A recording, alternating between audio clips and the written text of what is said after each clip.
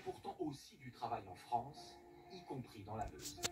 Le taux de chômage, 7,2%, y est même inférieur à la moyenne nationale de 7,5%, aidé, il est vrai, par une baisse de la population. Ce jour-là, dans les locaux de France Travail à Verdun, se tient une session d'embauche un peu particulière. Bonjour monsieur, vous avez rendez-vous? Pour la MRS. Une MRS, une méthode de recrutement par simulation. Le groupe La Poste a besoin de nouveaux facteurs et a chargé France Travail du pré-recrutement.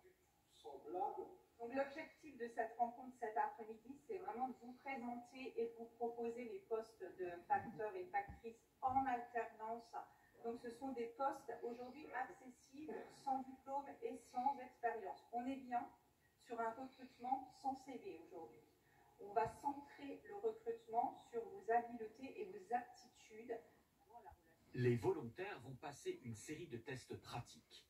Pas de CV, pas de diplôme imposé. C'est une méthode qu'on déploie sur plein de métiers, qu'on déploie ici sur le bassin, pour d'autres entreprises dans d'autres domaines. Ça existe depuis 20 ans. Vous avez tous vos chances, donc n'hésitez pas, quoi. On ne vous demande pas, ne révisez pas, il n'y a aucune connaissance à avoir. Surtout qu'on a tous été les clients, enfin, les destinataires d'une lettre recommandée dans sa vie ou d'un colis, quoi. De quoi rassurer les candidats comme David Toussaint. Il a perdu son emploi après 30 ans dans la même entreprise et à 47 ans, malgré une certaine appréhension, il veut croire qu'un nouveau départ est possible. C'est vrai que se dire, voilà, faut faire des démarches, faut s'en lancer, voilà, on n'a pas le choix, c'est comme ça, et c'est vrai que c'est un peu compliqué au départ.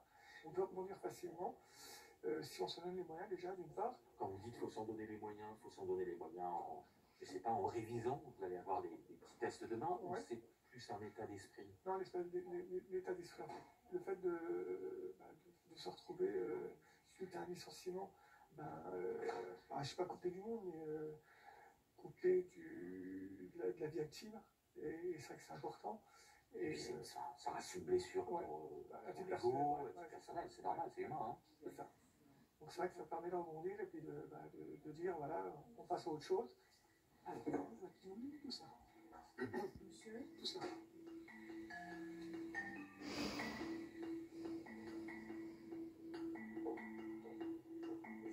on va s'installer dans la salle pour le. Le lendemain matin, David Toussaint et une dizaine de candidats reviennent passer les tests. 3 heures d'exercice pratique en situation dans la peau d'un apprenti postier. Carte, consigne pour délivrer des colis ou des courriers recommandés, les agents de France Travail font office de clients. Bonjour, c'est la Poste. Bonjour. J'ai une remise de retrait de 100 €. Alors je signe où? Vous signez ici. Merci beaucoup, bonne journée à vous. Merci, bonne journée, au revoir. Une simulation notée, il faut recueillir 66 points sur 100, l'équivalent de 13 sur 20, pour être pré-recruté par la Poste. C'est terminé. Voilà, vous pouvez poser, je ramasse. Alors, on a fini cette séance. Alors David, comment ça se... Ça faisait combien de temps dans votre vie que vous n'aviez pas refait un test, un petit examen avec une note? Ça remonte à l'école en fait, tout simplement, parce que c'est vrai que jusqu'à maintenant j'ai eu la chance de pouvoir travailler, trouver du travail sans test. Quand on a été très longtemps en activité dans une entreprise, c'est plus compliqué de se remettre en question, on va dire avec de l'écrit, avec un questionnaire, avec un test, Avec une note. avec une note, une note finale, et c'est vrai que c'est compliqué quand même. Ce jour-là, 8 personnes sur 10 ont réussi les tests.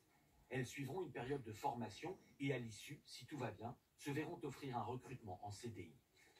David, malheureusement, n'a pas réussi l'examen. Mais depuis, France Travail lui a trouvé une solution alternative, comme postier via une agence d'intérim. Pour Rachel Nicolas, qui organise ces séances, la méthode par simulation a sorti les demandeurs d'emploi du carcan du CV, mais aussi les entreprises.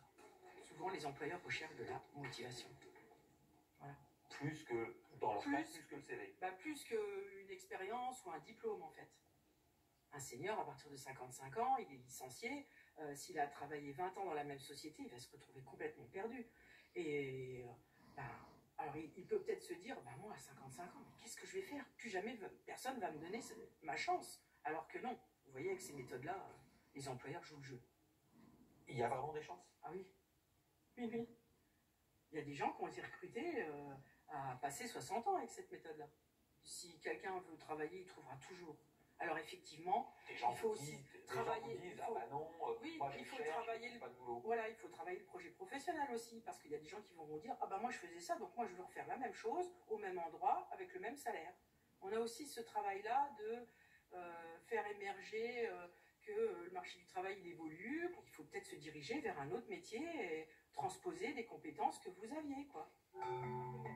Se former ou se reformer, est-ce la clé? Sur le site web local de France Travail, la directrice d'équipe montre que les métiers les plus recherchés sont ceux de techniciens. Des emplois qualifiés, mais accessibles.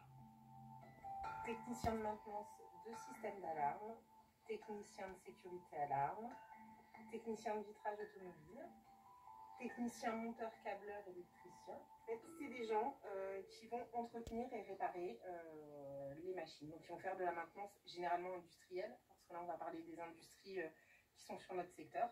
On va dire qu'un titre professionnel de technicien de maintenance, on va être sur 9 mois de formation, en formation pleine. Donc c'est une formation assez longue, longue, sérieuse, tout à fait, oui. mais c'est pas impossible. Qualifiante, mais c'est pas impossible. C'est pas impossible. Est-ce que c'est ce qu'il faut pour que l'économie se transforme et pour qu'il n'y ait pas de fatalité justement dans le chômage? Effectivement, il faut qualifier la population, il faut qualifier nos demandeurs d'emploi pour répondre aux besoins des entreprises.